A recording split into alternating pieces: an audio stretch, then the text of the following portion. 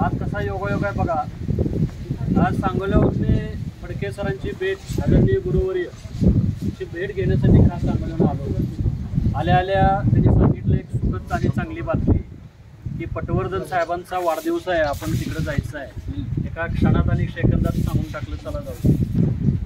तर आज सत्कारमूर्ती पटवर्धन साहेबांच्या या वाढदिवसाच्या निमित्तानं मिरजच्या पंचकृषीमधील सर्व कार्यकर्ते, भाजपचे सर्व आजी माजी सरपंच, उपसरपंच बंधू आणि भगिनीचे स्वागत करून अगदी पुढच्यामध्ये मी शुभेच्छा देण्यासाठी खूप आहे।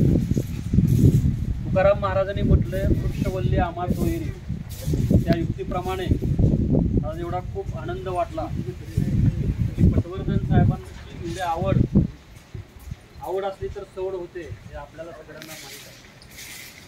त्या युक्तीप्रमाणे माणसाच्या जीवनामध्ये जन्म, बालपण, शिक्षण, कार्य आणि गुण, माणसाच्या जीवनामध्ये वाढदिवस हा सगळ्यात महत्त्वाचा टप्पा आहे। वर्षाची सुरुवात चैत्र महिन्यानं होते, दिवसाची सुरुवात सकाळने होते आणि आयुष्याची सुरुवात वाढदिवसाने। तो वाढदिवस आपल्याला आज पटवर्धन साहेबांचा आहे। मला एवढंच म्हणायचं आहे की 1 वर्षाचं नियोजन करताना आपण धान्य पेरतो आणि 10 वर्षाचं नियोजन करायला आपण झाडे लावतो आणि आयुष्यभराचं ज्यावेळेस नियोजन करतो त्यावेळेस माणसं जोडतो आणि ते कार्य आमच्या पटवर्धन साहेबांनी केलेलं आहे। कारण एक छोट्या वाढदिवसाच्या कार्यक्रमाला एवढी माणसं उपस्थित राहतात, फार मोठं मी तर माझं पण समजतो। कारण एवढ्या मोठ्या मिरजमधल्या दिग्गज महत्त्वाच्या माणसाची माझी ओळख झाली आज आमच्या गुरुच्या माध्यमातून। तर मला एवढं सांगायचं आहे पटवर्धन साहेब की तुम्ही न थकता, न थांबता, न हरता प्रयत्न करणाऱ्यासमोर कधी कधी राहतो। कारण पाणी धावतं म्हणून त्याला मार्ग सापडतो, तसं प्रामाणिक प्रयत्न केला तर यशाची, सुखाची, आनंदाची वाट दुसरी गोष्ट पुढे जाऊन मला असं म्हणायचं आहे की पटवर्धन साहेबांनी जीवनामध्ये कोणतीही गोष्ट अशक्य नाही, सगळं शक्य आहे हे आज दाखवून दिले। ते म्हणतात नेहमी, कोणतीही गोष्ट अशक्य नाही, फक्त सकारात्मक विचार पाहिजे, पॉझिटिव्ह विचार पाहिजे। आपल्याकडे प्रयत्न, जिद्द, चिकाटी, प्रेरणा, उमेद, उत्साह, काम करण्याची तयारी, हिंमत, धाडस आणि साहस जर असेल तर कोणतीही गोष्ट अशक्य नाही। आज त्यांच्या या सगळं बघितल्यानंतर जाणवत आहे।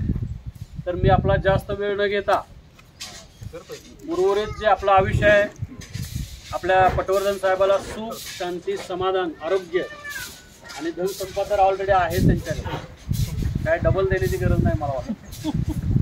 तर भविष्यामध्ये ही सगळी मंडळी एकदा सांगोल्याला या, आमच्या घरी एकदा पाय लावा, सांगोला परिसर बघा, आम्हालाही झाडे लावा, झाडे जगवा अशी एक वनराई आम्ही आमच्या 2 वर्षापूर्वी बाहे गणपतराव देशमुख, एकच पक्ष, एकच व्यक्ती, एकच मतदारसंघ, अनेक 11 वेळा म्हणजे 11×55 वर्ष ज्या साहेबांच्या मार्गदर्शनाखाली आमच्या परिवारामध्ये 3 वेळा नगरसेवकचा मान मिळाला।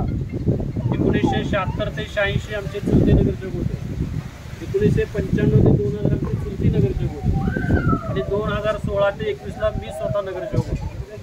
तर अशा या गणपतराव भाई देशमुख न भूतो न भविष्यतो, झाले बहु होतील बहु परंतु या समहा, इथून पुढं असे राजकारणी माणूस कधी महागाई झाला नाही आणि कधी पुढे होणार नाही।